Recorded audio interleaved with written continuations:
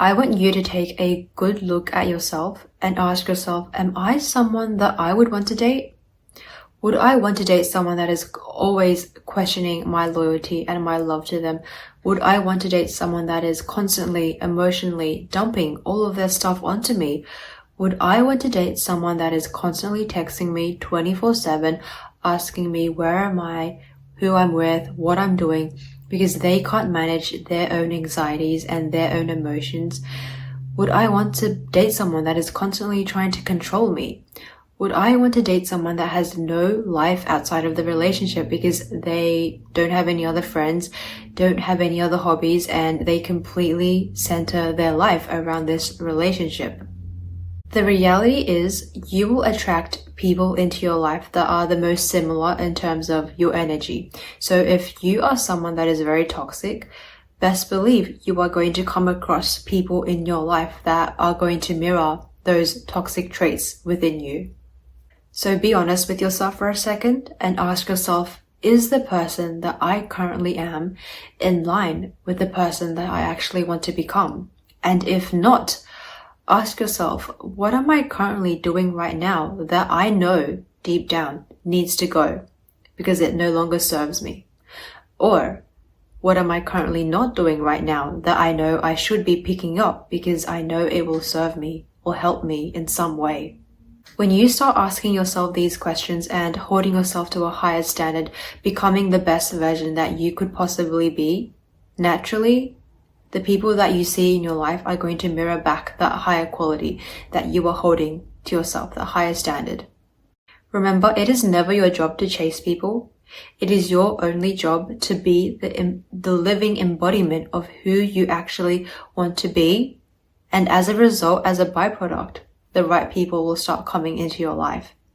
What you'll notice for people that come together into a relationship and it turns out to be relatively successful is that these two people were never needing each other in the first place, as harsh as that sounds.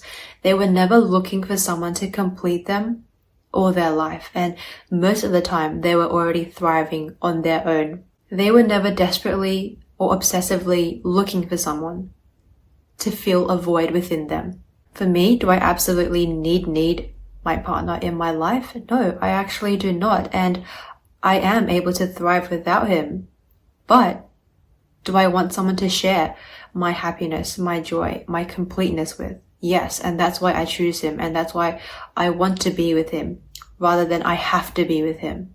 I get to make that choice for myself, and that's what makes relationships empowering rather than something that you feel like you absolutely need in your life because you actually don't know how to experience love on your own. Does that mean you can't enter a relationship if you are desperate and needing of it?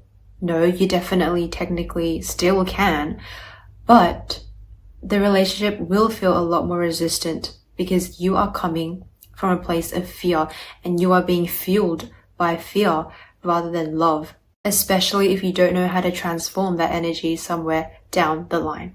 And that's how toxic, unhealthy attachments are formed, because rather than feeling at peace and content and happy in your relationship, you are consumed by fear. Fear of what if they leave me? Fear of what if I'm not good enough? Fear of what if they find someone better? Or fear of what if it doesn't work out? You're consumed by all this fear and being led by fear rather than love. So to be the love that you want to attract into your life, you actually have to lead with love and not with fear. The fear has to stay behind. You have to let it go. To experience a loving relationship, you have to have love within you first. You have to become a loving person first and foremost. If there is a lot of fear, hate, jealousy, insecurity, doubt within you right now, best believe that when you get into that relationship, those feelings will translate into that relationship as well. So what does it mean to be in a state of love? To be in a state of love, it means you are at peace with yourself. There is no more sense of craving or desperation or obsession over anyone or anything, because on your own, you just feel complete and whole as you are right now. And let me remind you that being a loving person has nothing to do with being a doormat or letting people mistreat you or use you. Being a loving person has nothing to do with giving up your own needs and sacrificing yourself to take care of someone else. You have to be honest with yourself here, because if you are doing those things, if you see love that way, then you are coming from a place of fear and feeling like you are not enough as you are. And you put the other person on a pedestal and you see them as more important as you. And when you do that, when you come from that state, you will only experience pain and suffering down the track if you aren't already experiencing it right now. And when you suffer, when you are in pain, when you are hurting, that is the opposite of being in the state of love. Love has nothing to do with pain and suffering. And the love that I am referring to is the very pure type of love. Not the attachment type of love. The type of love that you feel towards your mom or your dad or your family or a very close friend or even a pet. Does it hurt you? Does it bring you suffering to love your family? Does it hurt you to love your friends? Does it hurt you to love your beloved pet? No, because those feelings are from a very pure, loving state. And there is no fear mixed into those feelings. And this is the type of pure love that I am referring to. Love only hurts, love only brings you suffering when it is masked by a deeper fear or a craving for external validation. And in that case, it no longer becomes love, but fear and insecurity. To be in a state of love, it means that you are in a state of completeness with yourself. You are happy with where you are right now. You are thriving on your own, and you are not looking for someone to fill a void within you.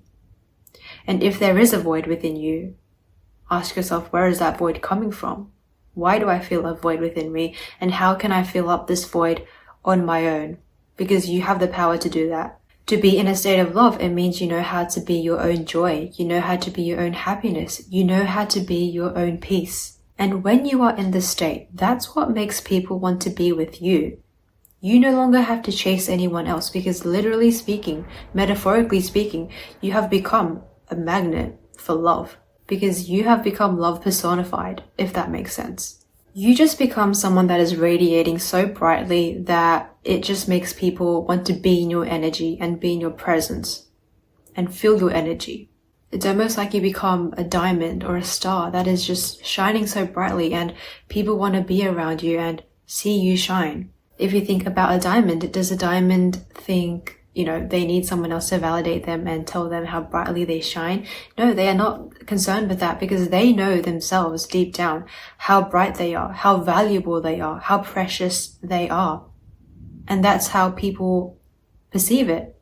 A diamond is very valuable. A diamond is not seeking anything outside of them because they know that they are the most precious thing in their world, in a diamond's world. A diamond does not care what other people are thinking of them because they are just so focused on radiating their own shine and owning themselves, owning their own light. So metaphorically speaking, you have to become like a diamond in your own reality, just shining so brightly like the star you are.